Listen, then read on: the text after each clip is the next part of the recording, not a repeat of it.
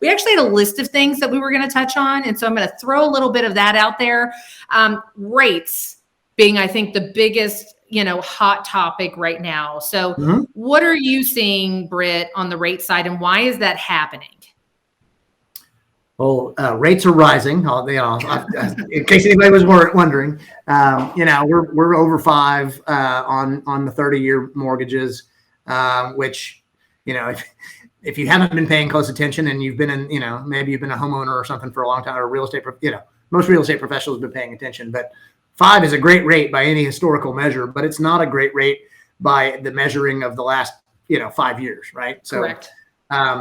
And so some people go, oh my gosh, the sky is falling 5%, So I think, why are they rising? Well, mortgage rates and really all interest rates rise and fall with inflation expectations.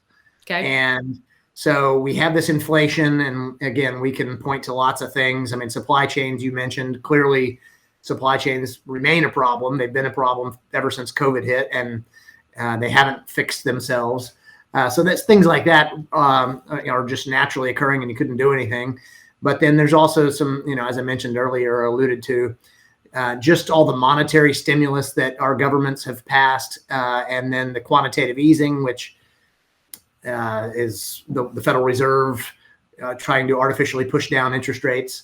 And so all these things have been very stimulative of the market. And when, overstimulation causes inflation. And so we're at 40-year highs. Like I said, the inflation number came out today for March, and it was 8.5% on the consumer price index year over year increase. So just, that's the highest increase since 1981. And so with those types of high inflation rates, mortgage rates and treasury bond rates all have to rise, because people who are going to ultimately buy mortgage bonds or treasury bonds want to be compensated for that inflation. They don't want their principal to be eaten away by the inflation. So that's why the rates are rising, is because of the inflation, and the inflation was caused, like I said, by both the pandemic supply chains, but also our monetary response to it.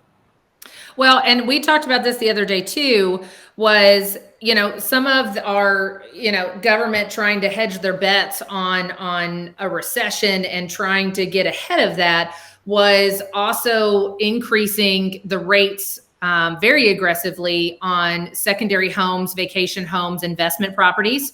And that's hitting a lot of people that, I think we begrudge investors, but at the same time, we have a shortage of rental product. Therefore, you need people to buy homes and buy product, multifamily product, to be able to be rented back out. But I've had my investors go, what the heck is going on? Why is it jumped so much more, and not in relation to the primary residential loans? And so as doing my conversation, it's because just like in obviously 2007, the first thing somebody's going to dump if they do become into a financial, crisis or crunch is not going to be their primary home. They're going to try to keep their primary residence in the roof of their family's heads, but they might default or do something on a secondary home, an investment property, a vacation home. What they're not accounting for is that we have the largest shortage and highest demand of housing we have ever seen. So even that, I had a house that I had a buyer close last week, and fantastically with your title company, who helped us get the deal done, and we were all pacing and in it together, and it was a day. And normally when you see a house going into foreclosure, the seller is underwater and not going to really make any money. The seller still made $170,000.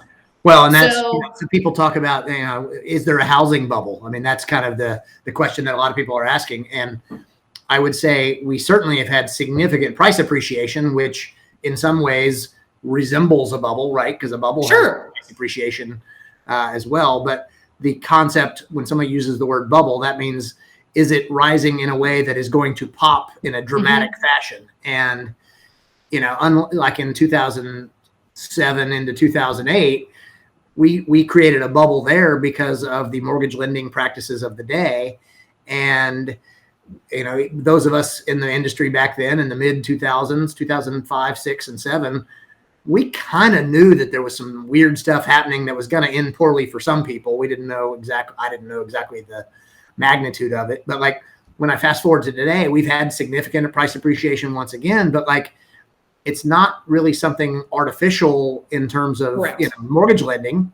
It's more this supply and demand, and back to where are you going to put your money? And I think, like I said, stocks and bonds are not the place to put money, and under your mattress is not the place to put money in an environment like this. And so, maybe a barrel of oil or something, something like that would be a good investment. But like, a house is at least a little bit of an inflation hedge. And so I think when you have supply and demand like it is, and the inflation hedge aspect of a real estate investment, I feel pretty good about this not being the big dramatic bubble waiting to pop.